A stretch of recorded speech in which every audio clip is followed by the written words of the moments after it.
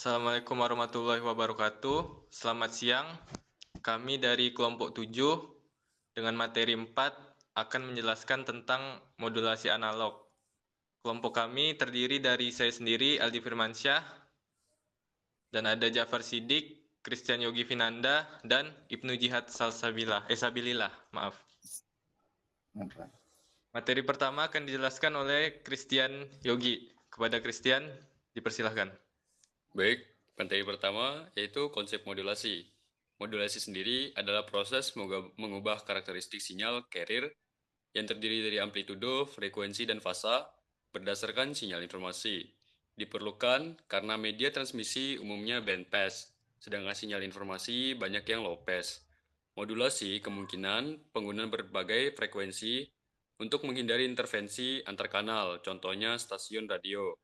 Untuk jenis modulasi analog dan digital, ada AM atau amplitude modulation, amplitude carrier berubah mengikuti sinyal modulasi, dan FM, frequency modulation, frekuensi carrier berubah mengikuti amplitudo sinyal modulasi. Dan yang terakhir, PM, phase modulation, yaitu fasa carrier berubah mengikuti sinyal modulasi.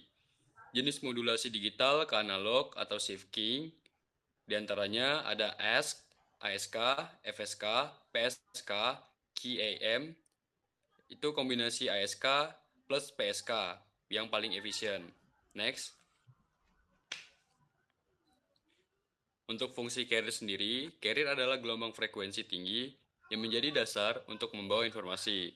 Carrier dibutuhkan agar sinyal informasi dapat dipindahkan ke frekuensi lebih tinggi atau bandpass. Yang kedua, multiplexing antar kanal menjadi mungkin. Informasi digital atau analog memodifikasi carrier dengan mengubah amplitudo ke ASK atau AM. Kemudian ada frekuensi diubah menjadi FSK atau FM. Dan terakhir fasa PSK PM. Pada modulasi digital, carrier dimodifikasi oleh elemen data, menghasilkan sinyal elemen. Hubungan penting, bitrate versus sinyal rate. Kemudian R adalah jumlah elemen data per sinyal elemen. Kemudian carrier mempengaruhi jumlah level sinyal atau L. Next. Fungsi carrier dalam sistem komunikasi. Yang pertama, mengangkat sinyal ke frekuensi lebih tinggi untuk transmisi. Yang kedua, menghindari interferensi antar sistem komunikasi. Yang ketiga, membantu membatasi dan mengatur bandwidth. Dan yang terakhir, menjadi dasar pembawa informasi setelah dimodulasi atau shifting atau modulasi analog. Next. Contoh implementasinya ada radio AM memerlukan carrier berbeda dengan dipisahkan minimal 10 kHz.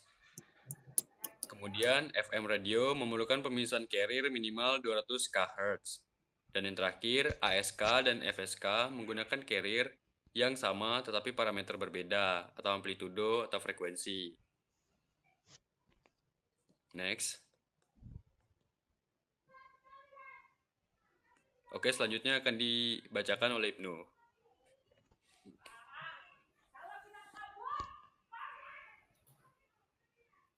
Baiklah, saya akan menjelaskan mengenai amplitude modulation atau AM. Amplitude modulation itu merupakan proses mengkodekan sinyal informasi dengan mengubah amplitudo gelombang pembawa sesuai dengan sinyal informasi. Dengan kata lain, amplitudo gelombang pembawa sinyal divariasikan secara proporsional dengan sinyal pesan seperti suara. Sinyal informasi dapat ditransmisikan melalui yang lebih jauh, terutama melalui gelombang radio. Next. Baiklah, selanjutnya itu karakteristik sinyal amplitude modulation, yaitu pertama, sinyal pembawa. Sinyal amplitude modulation menggunakan gelombang pembawa berupa sinus berfrekuensi tinggi sebagai dasar modulasi. Amplitudo dari pembawa ini berubah sesuai dengan sinyal informasi, baik berupa suara, musik, maupun data. Yang kedua yaitu bandwidth. Lebar pita atau bandwidth sinyal amplitude modulation besarnya 2 kali frekuensi maksimum sinyal informasi. Misalnya, jika sinyal audio memiliki frekuensi maksimum 5 kHz, maka bandwidth AM amplitude modulation yang diperlukan adalah 10 kHz. Hal ini terjadi karena spektrum amplitude modulation terdiri atas dua sideband, yaitu upper sideband dan lower sideband yang simetris terhadap frekuensi pembawa. Lalu yang ketiga itu efisiensi daya. Dari sisi efisiensi daya, amplitude modulation tergolong kurang efisien. Sebagian besar energi justru terkandung pada sinyal pembawa yang tidak membawa informasi. Sementara informasi sesungguhnya yang ada pada sideband. Karena itu, efisiensi daya pada amplitude modulation biasanya kurang dari 33%. Untuk memperbaiki efisiensi digunakan variasi modulasi seperti DSB, SC, atau double sideband suppressed carrier, atau SSB, atau single sideband. Baiklah, yang keempat itu sensitivitas noise. Kelemahan utama itu merupakan kelemahan utama amplitude modulation, yaitu sensitivitasnya noise terhadap noise karena informasi dikodekan pada amplitudo setiap gangguan eksternal yang mempengaruhi amplitudo seperti petir atau interferensi listrik langsung menurunkan kualitas sinyal. Dibandingkan dengan FM, AM memiliki rasio signal to noise yang lebih rendah sehingga kualitas audio yang dihasilkan cenderung kurang baik. Baiklah, next. Baiklah, ini adalah jenis-jenis amplitude modulation yaitu DSB atau double sideband. DSB digunakan untuk mengirim sinyal analog seperti siaran radio AM karena rangkaiannya sederhana meskipun kurang efisien dalam penggunaan bandwidth. Yang kedua itu SSB atau single sideband. SSB digunakan untuk komunikasi jarak jauh yang membutuhkan efisiensi tinggi karena hanya mengirim satu sideband sehingga lebih hemat daya dan juga hemat bandwidth. Lalu yang ketiga yaitu PSB atau vestigial sideband. Ini digunakan untuk transmisi sinyal video pada TV analog karena dapat menghemat bandwidth sambil tetap mempertahankan kualitas gambar TV analog tersebut. Next.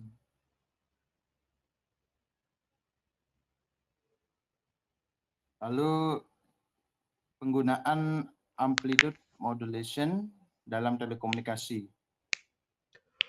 Penggunaan amplitude modulation digunakan dalam telekomunikasi sebagai cara untuk mengirimkan informasi analog seperti suara atau data dengan cara mengubah amplitude gelombang pembawa atau carrier. Teknik ini digunakan karena sederhana, murah, dan mudah diproses oleh perangkat pemancar maupun penerima.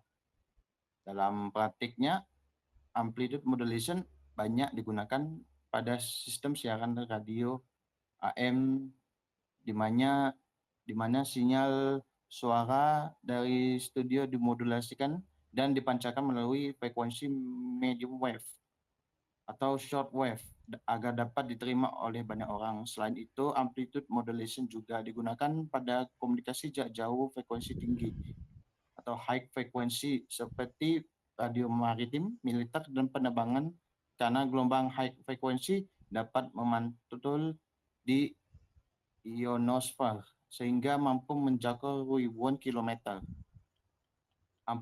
Amplitude modulation juga berperan sebagai teknik modulasi dasar yang menjadi teknik modulasi dasar yang menjadi fondasi untuk memahami teknik yang lebih kompleks seperti SSB, PSB, dan QRM yang dipakai pada sistem modern. Karena kesederhanaannya, amplitude modulation tetap dipakai pada perangkat komunikasi yang membutuhkan biaya rendah dan tidak memerlukan kualitas audio yang sangat tinggi.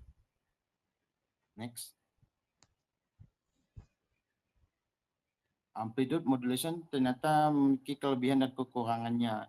Kelebihannya yaitu dia memiliki rangkaian pemancar dan penerima yang sederhana sehingga biaya pembuatannya murah. Proses demodulasinya mudah dilakukan dengan komponen dasar, serta mampu menjaga area siaran yang sangat luas karena gelombang high frequency yang digunakan dapat memantul di ionosfer, sehingga cocok untuk siaran radio jarak jauh.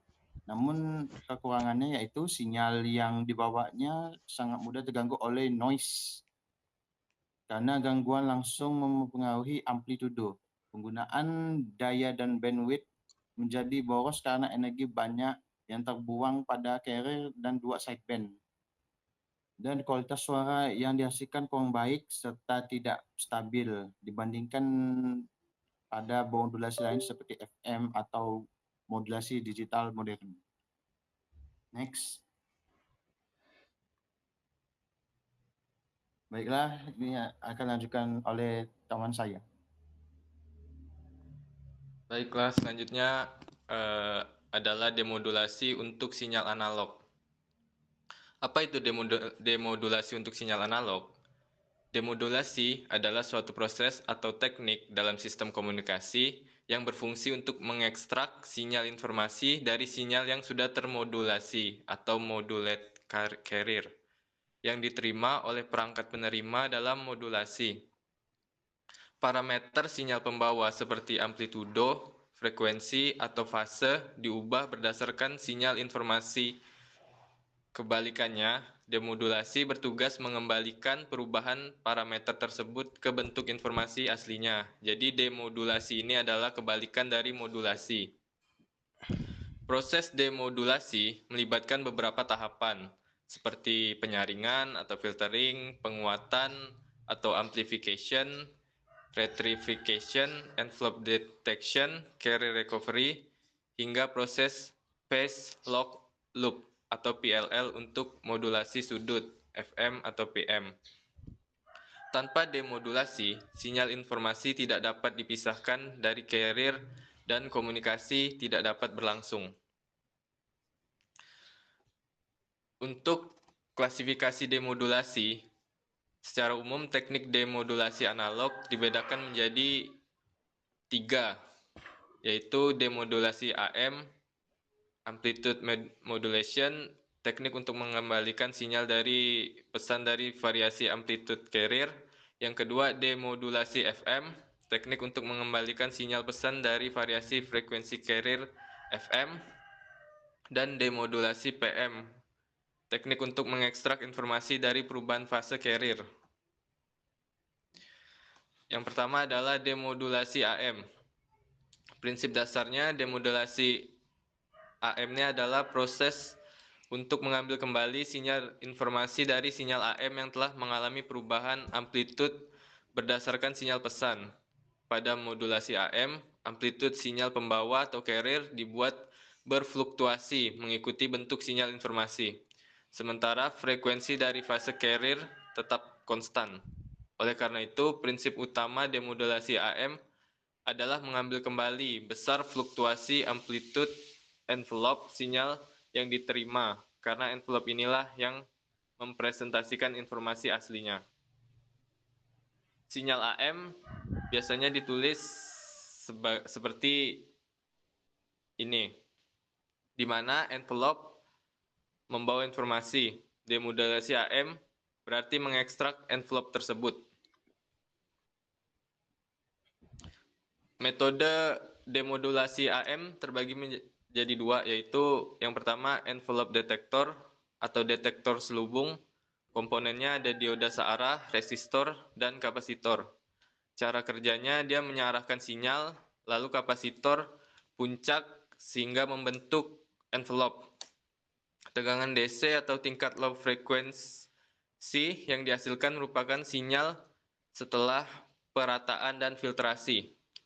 Kelemahannya, envelope detector ini sensitif terhadap overmodulation dan memerlukan rasio sinyal ke noise yang cukup tinggi, sehingga tidak cocok jika carrier tidak hadir atau fase berubah.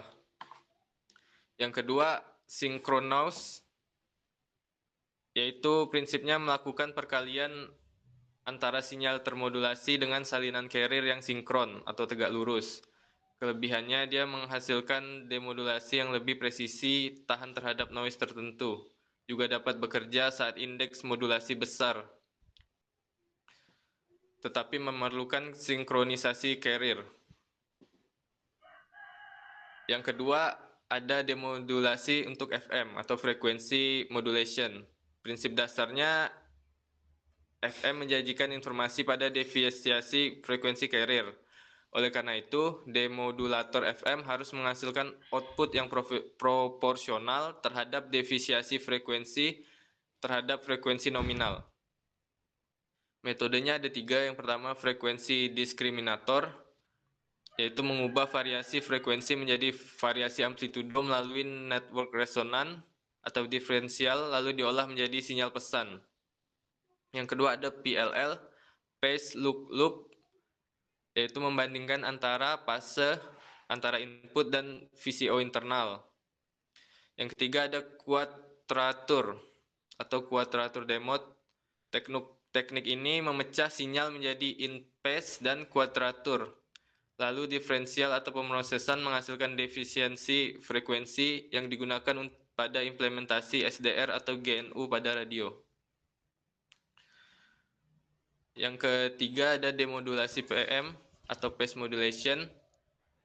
Demodulasi PM ini adalah proses untuk mengambil kembali sinyal informasi dari sinyal pembawa yang mengalami perubahan fase akibat modulasi. Pada PM, informasi ditanamkan dalam bentuk perubahan sudut fase, sehingga pada sisi penerima harus dilakukan proses untuk mendeteksi perubahan fase tersebut dan mengonversinya kembali ke sinyal yang asli. PM merupakan bagian dari modulasi sudut atau angle modulation bersama FM, sehingga teknik demodulasinya banyak menggunakan metode serupa, terutama teknik berbasis derivatif, fase komparator, dan PLL. Jadi metode demodulasi PM ini kurang lebih sama dengan FM. Selanjutnya perbedaan AM dan FM terhadap noise pada demodulasi. Pada AM, informasi pada amplitudo, noise yang mempengaruhi amplitudo langsung merusak kualitas sehingga rentan terhadap noise. Pada FM, informasi pada frekuensi atau fasa langsung ke receiver bisa menghilangkan fluktuasi amplitudo limiter sehingga lebih tahan terhadap noise. Selanjutnya akan dijelaskan oleh teman saya. Baiklah, saya akan menjelaskan FM dan PM, perbedaan dan ketahanan terhadap noise. Jadi pertama kita akan menjelaskan apa itu modulasi analog dulu. Modulasi analog adalah proses memindahkan informasi ke sebuah pembawa atau carrier dengan mengubah salah satu parameter carrier, yaitu amplitudo, frekuensi, atau fase. Nah, tujuan umumnya adalah mentransmisikan informasi melalui medium yang tidak mendukung sinyal basis secara langsung, sekaligus mengoptimalkan penggunaan spektrum dan ketahanan terhadap gangguan. Nah, di sini ada FM, frequency modulation, dan PM, phase modulation, termasuk dalam kelas angle modulation, di mana informasi diwakili oleh parameter sudut, yaitu fase atau kecepatan sudut dari sinyal bawah. Nah, frequency modulation dan phase modulation adalah teknik egal modulation di mana informasi, ini sama. Oke, kita lanjut. Nah, di sini ada prinsip kerja FM dan PM. Pertama, prinsip kerja frekuensi modulation. Pada FM, frekuensi instant carrier berubah sebanding dengan amplitudo sinyal pesan, yaitu MT.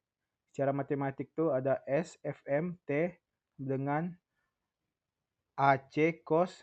Nah, di itu ada 2V dapat dilihat lah di situ. Terus dengan KF konstanta sensitivitas frekuensi. Jadi perubahan frekuensi instan adalah fungsi integral dari sinyal pesan. Selanjutnya ada phase modulation PM. Pada PM, phase instant carrier berubah secara langsung sebanding dengan sinyal pesan. Nah, ini dapat dilihat rumus matematisnya. Terus dengan konstanta sensitivitas fase, PM mengubah sudut fase langsung bukan frekuensi. Meskipun secara matematis FM dan PM saling terkait, derivatif PM menghasilkan variasi frekuensi, sedangkan integral FM menghasilkan variasi fase. Selanjutnya.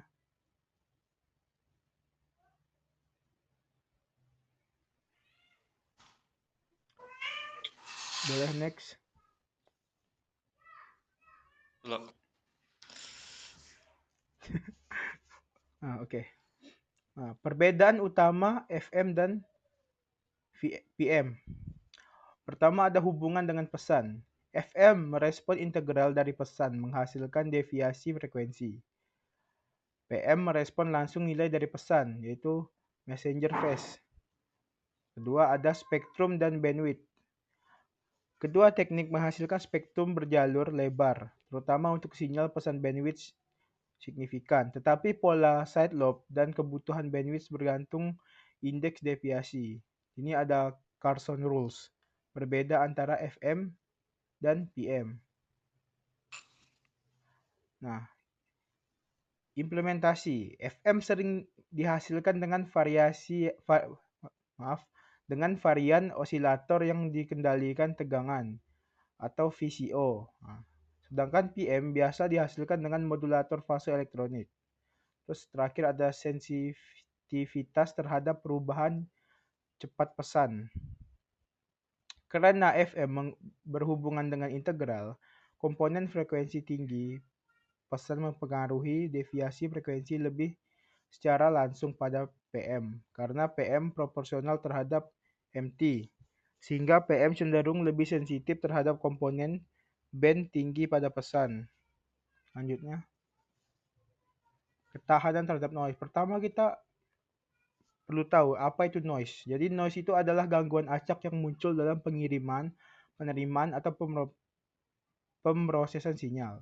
Noise tidak membawa informasi, tetapi ikut menumpang pada sinyal sehingga menurunkan akurasi, kejernihan, dan keandalan komunikasi. Nah, sini ada jenis umum noise. Pertama ada additive white Gaussian noise atau AWGN, terus ada phase noise. Sini ada jitter pada osilator, terus ada frekuensi drift, ada multipath fading, terus ada gangguan impuls dan intervensi. Ciri-ciri umum noise itu bisa seperti tidak diinginkan, unwanted sinyal kayak datang, dia tuh mengganggu sinyal itu. Terus ada bersifat acak atau random, terus dapat berasal dari alam, perangkat elektronik atau sistem komunikasi lain. Terus ada dapat mempengaruhi amplitudo, frekuensi atau fase sinyal. Terus yang terakhir tuh cirinya tuh mengurangi kualitas SNR atau signal to noise ratio, yaitu perbandingan kekuatan sinyal terhadap noise. Nah, sumber noise itu ada alami itu dari petir, radiasi kosmik atau suhu, thermal noise. Kedua ada manusia atau teknologi seperti perangkat elektronik, mesin, jaringan listrik, pemancar radio lain. Terus untuk lingkungan itu ada pantulan, hamburan, dan multipath. Selanjutnya. Nah, ini dijelasin jenis-jenis dari noise itu. Pertama ada additive white Gaussian noise. Nih, AWGN adalah jenis noise paling dasar dalam analisis sistem komunikasi. Dan itu ada adiktif, ditambahkan langsung ke sinyal tanpa mengubah bentuk sinyal. White itu mewakilkan memiliki densitas spektral daya konstan pada semua frekuensi seperti white light. Terus Gaussian. Amplitudo noise mengikuti distribusi probabilitas Gaussian normal. Terus AWGN simulasikan gangguan acak thermal pada komponen elektronik dan merupakan noise standar untuk banyak kanal komunikasi. Terus ada phase noise. Phase noise adalah fluktuasi acak pada fase sinyal carrier akibat ketidaksempurnaan osilator. Pertama menyebabkan sinyal mengalami penyimpangan sudut atau phase jitter yang mengganggu modulasi berbasis phase. Terus sangat kritis dalam PM dan sistem yang membutuhkan sinkronasi phase yang presisi. Terus ada pada domain frekuensi, phase noise tampak sebagai pelebaran spektrum di sekitar frekuensi pembawa. Lanjut. Ini lanjut ada frekuensi drift. Terus ada Multipad fading terjadi ketika sinyal mencapai penerima melalui banyak jalur berbeda akibat pantulan, difraksi, atau hamburan. Nah, jalur-jalur ini tuh memiliki perbedaan waktu tempuh sehingga sinyal dapat saling memperkuat atau melemahkan. Konstruktif, destruktif interference. Dua menghasilkan fluktuasi cepat pada amplitudo dan fase sinyal, dan sangat umum pada komunikasi radio, seluler, dan lingkungan dengan banyak penghalang. Terus yang terakhir ada gangguan impuls atau interferensi. Gangguan impuls adalah noise dalam bentuk denyutan pendek berenergi tinggi. Sumbernya itu bisa motor listrik, switching daya, petir, perangkat digital, atau intervensi RF dari sistem lain. Tidak bersifat Gaussian dan dapat merusak sinyal secara tiba-tiba karena amplitudonya besar. Interferensi RF atau radio frekuensi interference RFI dapat berasal dari pemancar lain yang bekerja pada atau dekat frekuensi yang sama. Boleh lanjut? Nah, ini kita membahas topiknya. Ketahanan terhadap noise. Pertama itu terhadap AWGN, Angle Modulation atau FM dan PM, umumnya lebih tahan terhadap AWGN dibandingkan AM karena informasi tersimpan dalam sudut, bukan dalam amplitudo. Detektor dapat menggunakan demodulasi koheren atau non-koheren yang menolak gangguan amplitudo. FM memiliki keuntungan nyata pada rasio signal to noise (SNR). Di output demodulator untuk deviasi frekuensi besar, yaitu capture effect. Noise amplitudo relatif kurang mempengaruhi pembacaan frekuensi sehingga SNR keluaran meningkat. Nah, kedua ada terhadap phase noise dan jitter. PM lebih rentan terhadap phase noise karena informasi berada langsung pada fase. Gangguan fase langsung memanipulasi simbol. Sedangkan FM walaupun lebih tahan terhadap gangguan amplitudo dapat terpengaruh jika terjadi frekuensi jitter atau drift yang mengacaukan pembacaan frekuensi instan. Yang terakhir adalah terhadap Doppler dan multipath. Studi menunjukkan bahwa untuk waveform acak PM atau FM, misalnya tuh noise radar, efek Doppler mempengaruhi puncak main lobe, tetapi tingkat side lobe stasioner ISL tidak berubah signifikan, dan karakter transient region bergantung pada apakah modulasi fase atau frekuensi digunakan.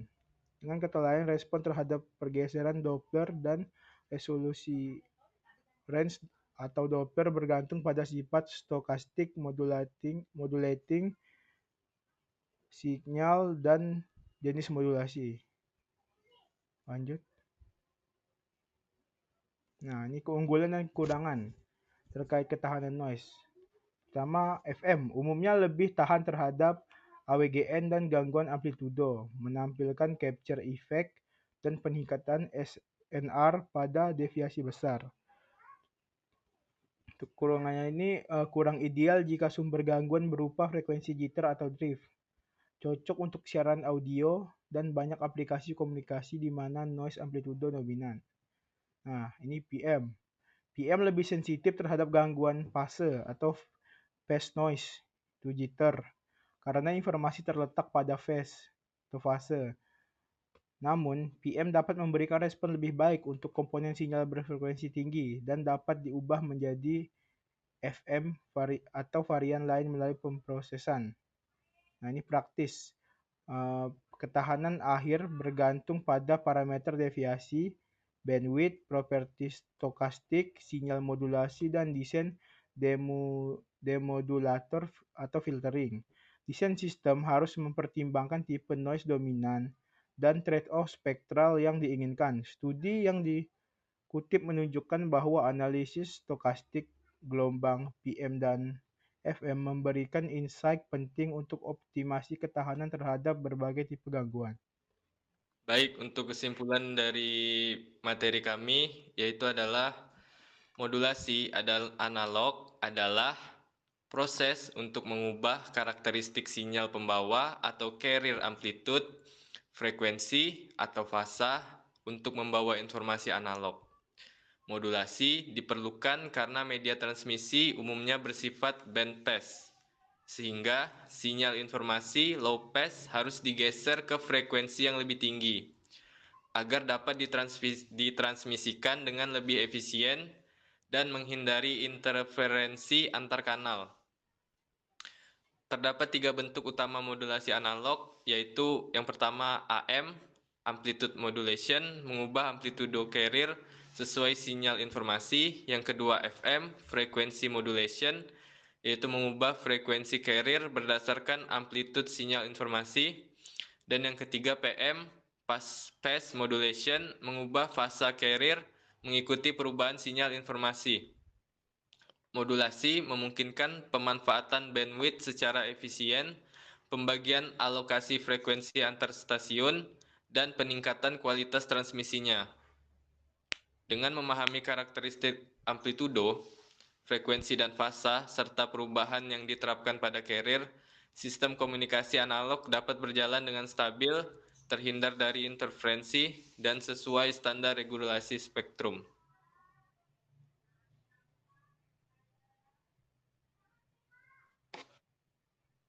Kami juga memberikan pertanyaan kepada kawan-kawan. Terdapat 3 pertanyaan. Yang pertama, mengapa proses modulasi tetap diperlukan meskipun sinyal informasi sudah berupa sinyal analog, dan apa peran utama sinyal carrier dalam proses tersebut? Pertanyaan yang kedua, mengapa teknik modulasi sudut seperti FM lebih tahan terhadap AWGN dibandingkan modulasi amplitudo? Yang ketiga, sebuah sistem AM menggunakan envelope detector, namun sinyal yang diterima mengalami noise dan distorsi amplitude nonlinear. Tentukan kondisi matematis syarat kemodulasian agar envelope detektor dapat bekerja secara ideal.